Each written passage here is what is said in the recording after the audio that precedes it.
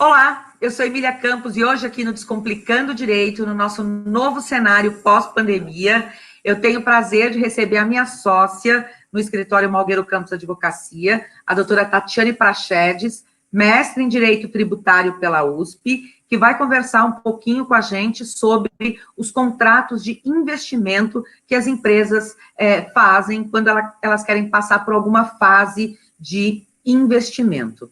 Então, fica aí, que logo depois da vinheta, a gente vai ter uma conversa sobre esses tipos de contrato.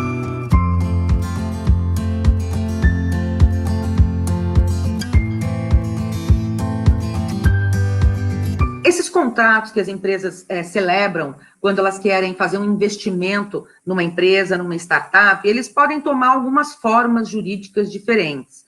Pode ser um mútuo conversível em participação societária, pode ser uma opção de compra, enfim.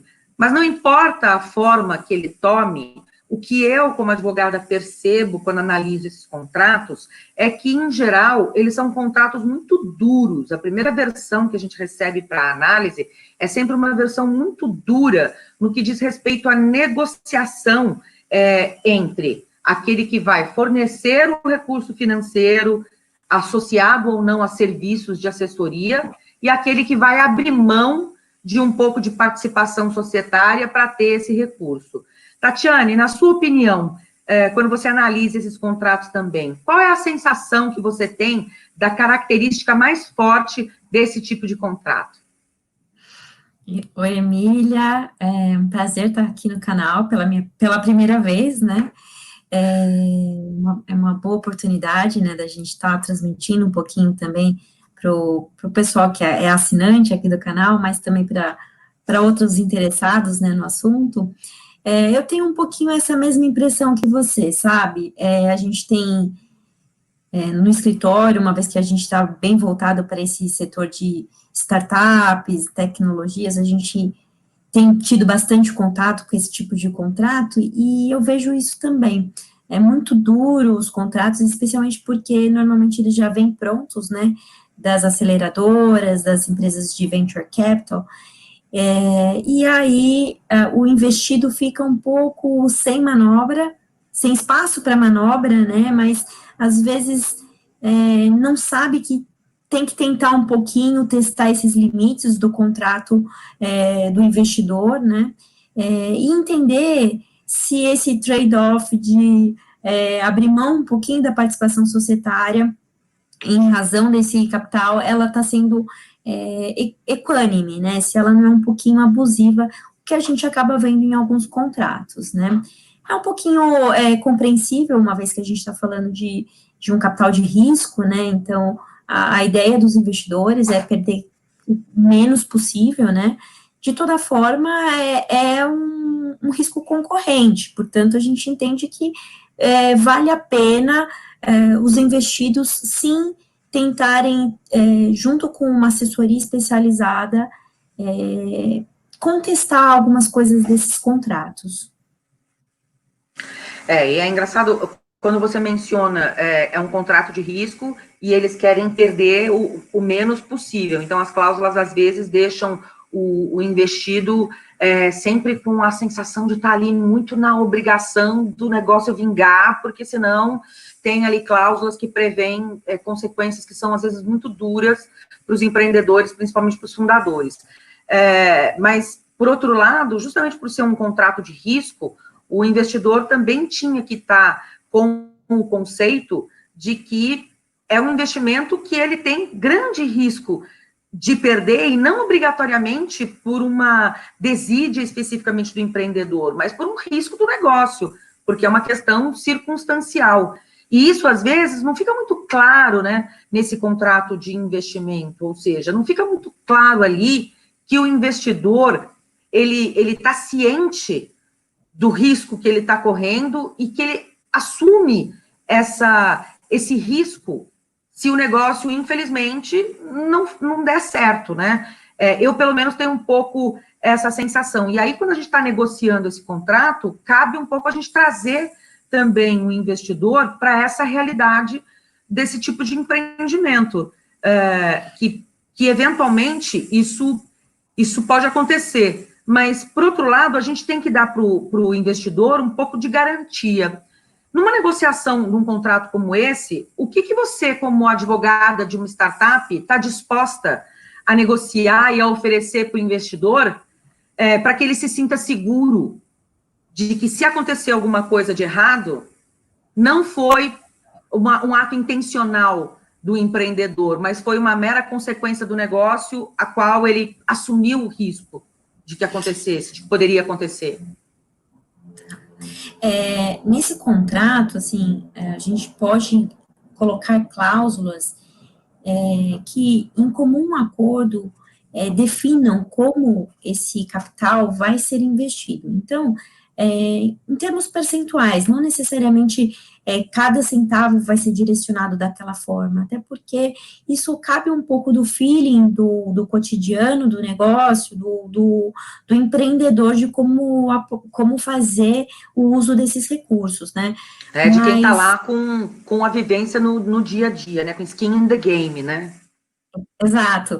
Só que a gente pode colocar algumas cláusulas de um determinado percentual vai ser para marketing, outro determinado percentual vai ser para trabalhar com a dinâmica do negócio, novas contratações, porque também o investido, ele tem que também aproveitar a expertise já das investidoras, que trazem também, às vezes, uma mentoria de negócio, para entender até onde é o limite de fazer um investimento em novas contratações, porque isso traz obrigações e pesa no cotidiano da empresa, ou o quanto se deve investir em marketing, né? Tem startup que quer pegar o capital investido e colocar 100% em marketing, né? Não é bem por aí, né? Então, eu acho que uma cláusula como um certo direcionamento do capital investido, sem, obviamente, engessar o investimento, eu acho que é uma garantia para o investidor. Outra garantia é a questão de colocar esse investidor como uma pessoa que tem preferência no recebimento no caso de uma liquidação, né? Então, esse capital vai ser pago primeiro antes do capital do investido, né? Porque, no final das contas, o investido é que vai arcar um pouquinho mais com o risco desse negócio não ir para frente, né? E isso traz um pouco mais de segurança para os investidores. Acho que cláusulas desta natureza trazem garantias sem ser necessariamente muito agressivas para o investido. Ou seja, dá para fazer aí na negociação do contrato um trade-off onde tanto o investidor quanto o investido se sintam confortáveis, né? Porque o objetivo também não é deixar o investidor desconfortável com um investimento, mas sim que os dois tenham um certo grau de conforto nessa relação. E também é possível o investidor, de alguma forma, participar, ainda que não com poder decisório ou até mesmo não com poder de veto, em alguns casos, sobre determinados assuntos que ele entenda que possam prejudicar totalmente ou inviabilizar o negócio. De tal forma que, se o negócio der totalmente errado, ele não pode dizer que ele antecipou que aquilo inviabilizaria o negócio. Por quê? Porque ele está participando, por exemplo, de reuniões a cada 3 meses, onde aquele assunto foi discutido, e ele teve a oportunidade de se manifestar, pelo menos no sentido de, se essa decisão for tomada, e isso, por exemplo, der errado, essa é uma excludente da nossa cláusula, sei lá, de recebimento antecipado, por exemplo, antes dos demais sócios da empresa. Então, assim, existem várias questões que podem ser negociadas e discutidas nesse contrato para garantir conforto para ambas as partes, na medida exata daquela relação. Não é um contrato padrão de investimento que serve para qualquer investidor e para qualquer investida, certo? Concordo.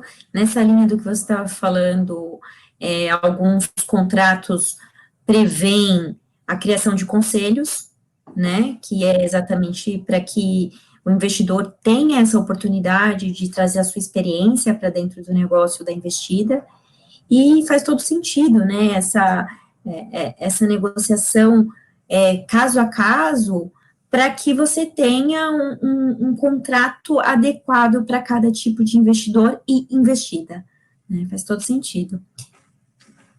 E eu acho que um ponto importante também é que toda empresa que quer começar, que vai começar a receber investimento, ela tem que calcular muito bem, né? Quantas rodadas de investimento ela está pensando em ter, quanto de investimento no total, porque comprometer o cap table é algo que precisa ser pensado, né? Porque senão você já abre mão de 15% na primeira rodada, depois você vai para uma segunda rodada, e aí quando você vê, você já tem mais de 50% do seu capital comprometido com investidores, e aí você já começa a perder o controle do seu cap table em razão de uma demanda de investimento. Então, isso tudo tem que ser muito calculado logo no início, antes de passar pela primeira rodada de investimentos. Os investimentos, eles precisam ser planejados. Não pode ser assim, estou precisando de dinheiro, vamos para uma rodada, estou precisando de mais dinheiro, vamos para uma outra rodada.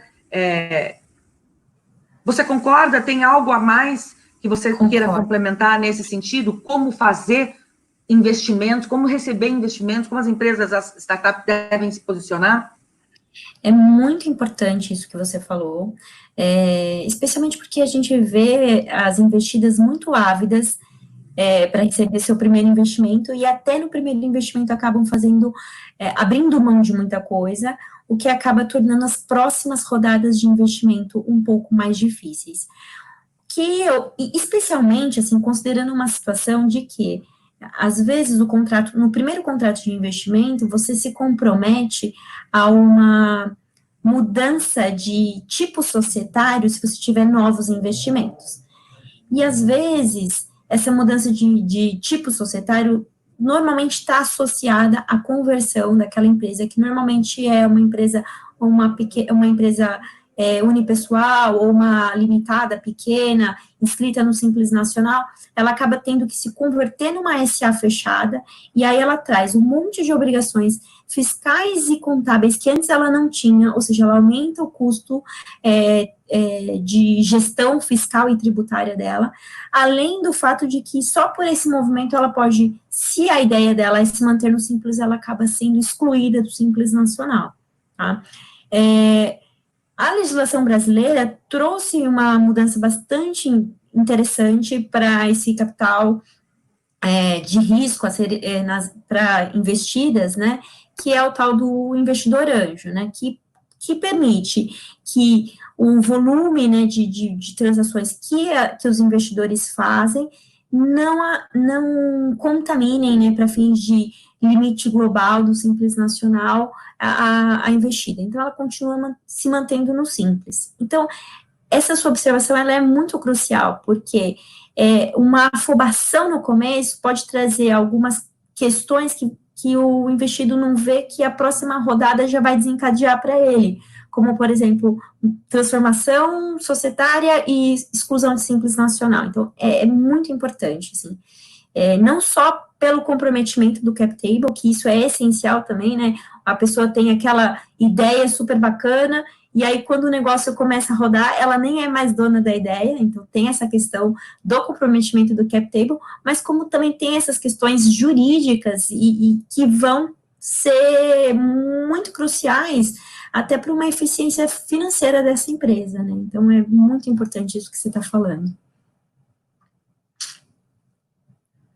O que a gente percebe é que, assim, dentro da fase de iniciação, maturação, desenvolvimento e maturação de uma startup, a análise desses contratos de investimento e a ajuda no processo de negociação é super importante. Então, são contratos que não podem ser, em geral, acabam sendo negociados isoladamente pelas startups, sem, às vezes, o apoio de um advogado, e se perde a oportunidade de se negociar uma condição mais favorável, né, para esse investimento. Então, assim, todas as vezes que a gente tem a oportunidade de participar desse processo, a gente efetivamente vê uma negociação um pouco mais igualitária, assim, na hora da negociação ali, porque você percebe que quando você está fora dessa situação de precisar do investimento, você consegue negociar em bases mais técnicas e não tão emocionais. E às vezes os empreendedores, né, eles querem viabilizar aquele investimento, então eles estão negociando em bases às vezes muito emocionais, principalmente quando eles já estão aguardando uma rodada de investimento há muito tempo, os negócios estão parados, eles estão precisando de investimento para continuar a rodar a empresa. Já vi isso muito acontecer, né? A startup está parada quase, sem atividade, porque está precisando de investimento para continuar. Então, assim, quanto mais se precisa, menores são as exigências na hora de negociar um contrato. Então, assim, a minha recomendação é que é muito importante se parar para analisar esses contratos antes da sua assinatura. Queria saber qual que é a sua recomendação para as investidas, para as empresas, para as startups que estão procurando investimento antes de assinar um contrato como esse.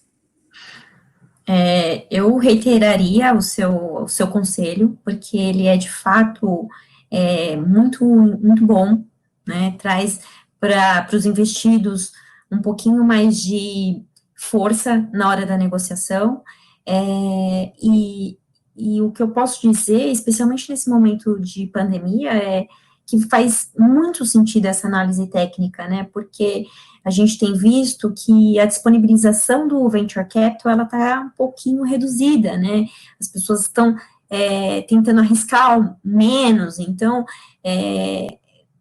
essa ansiedade que você está mencionando aí, do primeiro investimento, às vezes com o tempo parado, esperando, talvez isso vá acontecer muito mais daqui para frente, até que a economia dê uma estabilizada e esse venture capital volte a ser disponibilizado naqueles montantes mais normais, né? Então, isso que você falou é muito importante, e talvez para esse momento que a gente está vivendo e para os próximos meses ele fique ainda mais relevante, porque aí o investido vai precisar ainda mais ter recursos para discutir e colocar esse contrato em bases equânimes, viu?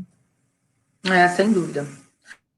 Bom, é isso, gente. Tati, obrigada pela sua participação. É uma honra ter você aqui no canal.